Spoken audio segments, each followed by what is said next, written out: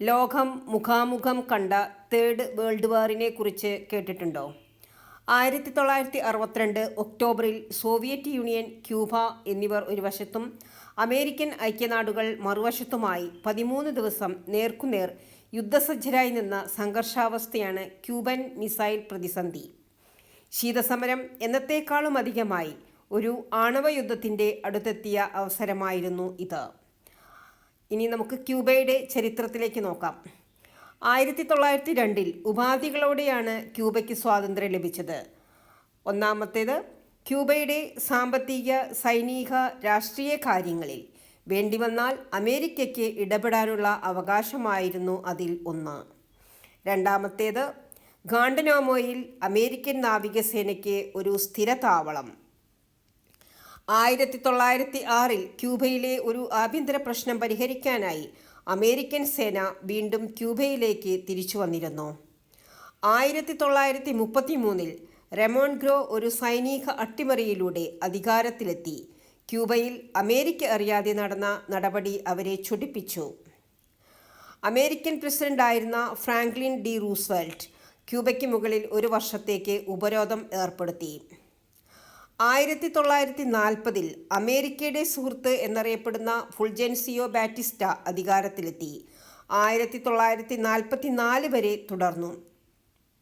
പിന്നീട് 1952 മുതൽ 1958 വരെയും ബാറ്റിസ്റ്റ തന്നെയായിരുന്നു ക്യൂബയുടെ നേതാവ്.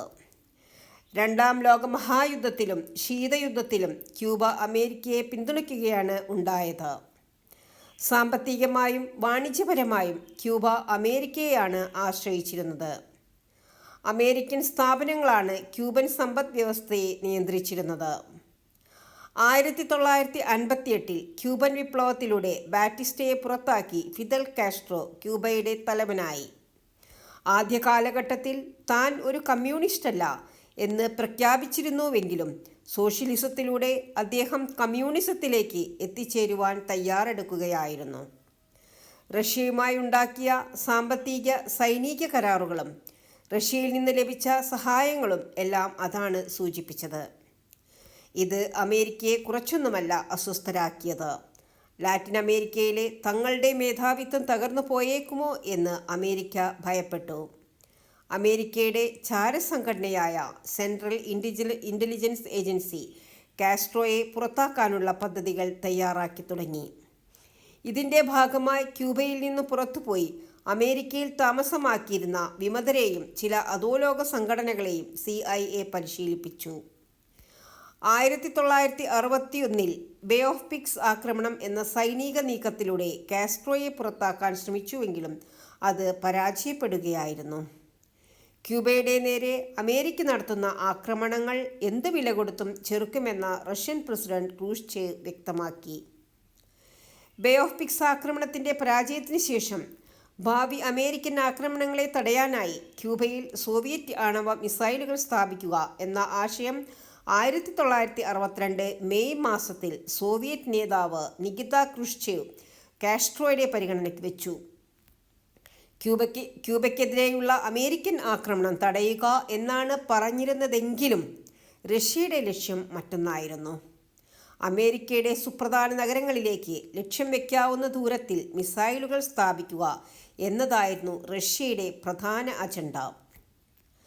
1960കളിൽ റഷ്യയുടെ കൈവശമുണ്ടായിരുന്ന ആണവ മിസൈലുകൾ വിശ്വാസ്യതയുടെ കാര്യത്തിലും സൂക്ഷ്മതയുടെ കാര്യത്തിലും പിന്നോക്കം നിൽക്കുന്നവയായിരുന്നു.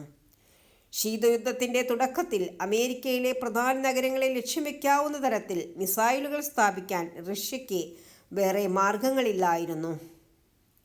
റഷ്യയിൽ നിലവിൽ സ്ഥാപിച്ചിരുന്ന മിസൈലുകൾ അലാസ്ക നഗരത്തെ തകർക്കുമായിരുന്നെങ്കിലും അമേരിക്കയുടെ മറ്റു പ്രദേശങ്ങളിൽ എത്തിച്ചേരാനുള്ള കഴിവ് അത്തരം മിസൈലുകൾ കൈവരിച്ചിരുന്നില്ല.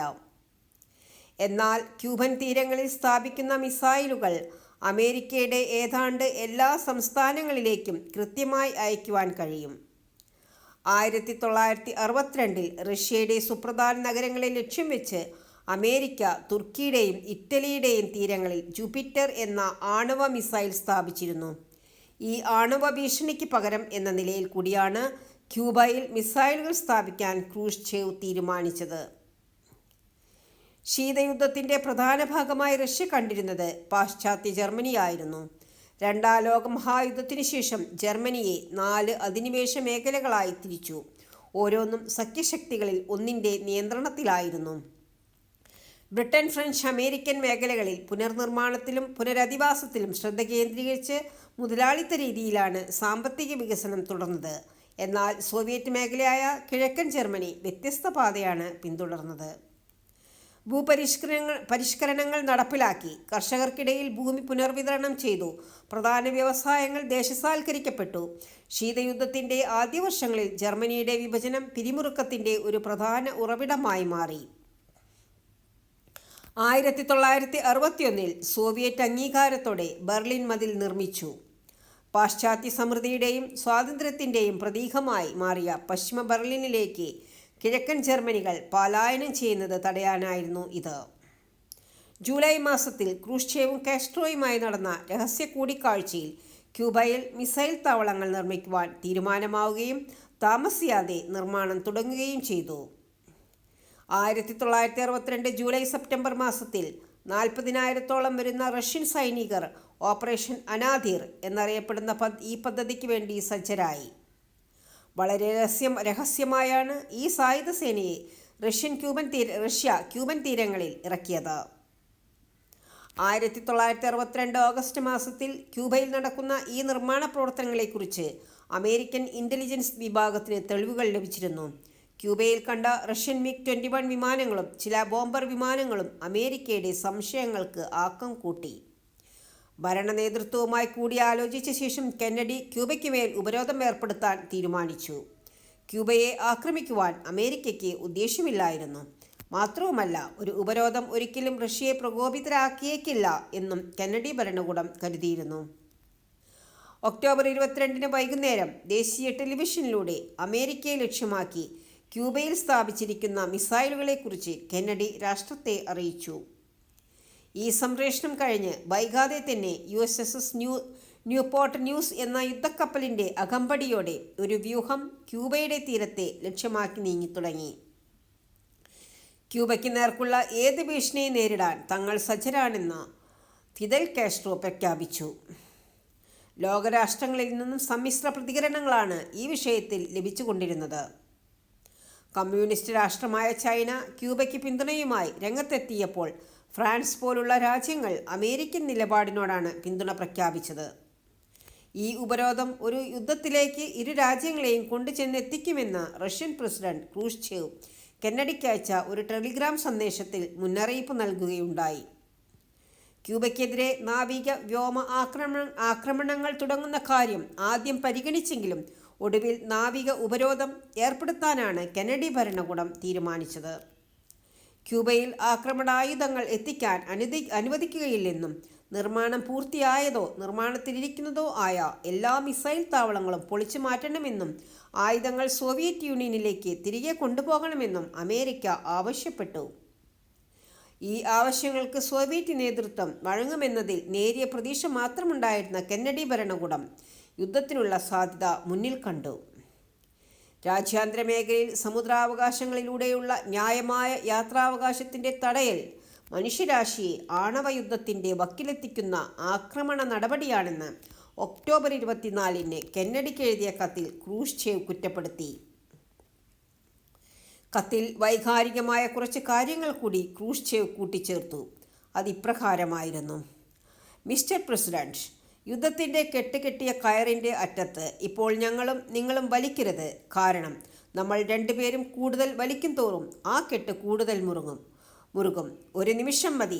കെട്ടിയ ആൾക്ക് പോലും അതഴിക്കാൻ ശക്തി ഉണ്ടാവുകയില്ല. ഇതിൻ്റെ അർത്ഥം ഞാൻ നിങ്ങളോട് വിശദീകരിക്കേണ്ടതില്ല. കാരണം നമ്മുടെ രാജ്യങ്ങൾ ഏത് ഭീകരശക്തികളാണ് പ്രയോഗിക്കുന്നത് എന്ന് നിങ്ങൾക്കും എനിക്കും നന്നായി അറിയാം. ഒക്ടോബർ 26 വൈകുന്നേരം 6 മണിക്ക് ക്രൂഷ്ചേവ് വ്യക്തിപരമായി എഴുതിയതായി തോന്നിയ കത്തിനെ വളരെ ദീർഘവും വൈകാരികവും എന്നാണ് കെന്നഡി വിശേഷിപ്പിച്ചത്. പ്രശ്നപരിഹാരത്തിനായുള്ള രഹസ്യ ചർച്ചകൾ നടന്നുകൊണ്ടിരിക്കെ സോവിയറ്റ് കപ്പലുകൾ ഉപരോധം ഭേദിക്കാൻ ശ്രമിച്ചത് സംഘർഷം വർദ്ധിപ്പിച്ചു. ഉപരോധം ഭേദിക്കാൻ ശ്രമിക്കുന്ന കപ്പലുകൾക്ക് നേരെ മുന്നറിയിപ്പിന് ശേഷം നിറയൊഴിക്കാൻ അമേരിക്കൻ നാവികസേനയ്ക്ക് നിർദ്ദേശം നൽകപ്പെട്ടു.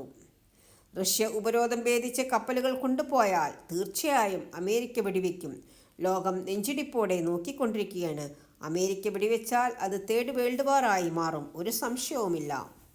ഒക്ടോബർ 27 സോവിയറ്റ് മിസൈൽ സംഘം ഒരു അമേരിക്കൻ U-2 വിമാനം വെടിവെച്ച് വീഴ്ത്തിയതും സംഘർഷം വർദ്ധിപ്പിച്ചു. ഐക്യരാഷ്ട്രസഭയുടെ സെക്രട്ടറി ജനറൽ യൂത്താണ്ടിൻ്റെ നേതൃത്വത്തിൽ ചർച്ച നടന്നുകൊണ്ടിരിക്കുകയാണ്. ചർച്ചയുടെ ഫലമായിരിക്കാം ക്യൂബയിൽ സ്ഥാപിച്ചിരുന്ന എല്ലാ ആക്രമണായുധങ്ങളും ഐക്യരാഷ്ട്രസഭയുടെ മേൽനോട്ടത്തിൽ നീക്കി റഷ്യയിലേക്ക് കൊണ്ടുപോവാൻ സോവിയറ്റ് യൂണിയനും ക്യൂബയെ ഒരിക്കലും ആക്രമിക്കുകയില്ലെന്ന് അമേരിക്കയും സമ്മതിച്ചു. തുർക്കിയിലും ഇറ്റലിയിലും സ്ഥാപിച്ചിരുന്ന മിസൈലുകൾ മാറ്റാനുള്ള അമേരിക്കയുടെ സമ്മതം ഒത്തുതീർപ്പിൻ്റെ രഹസ്യഭാഗമായിരുന്നു.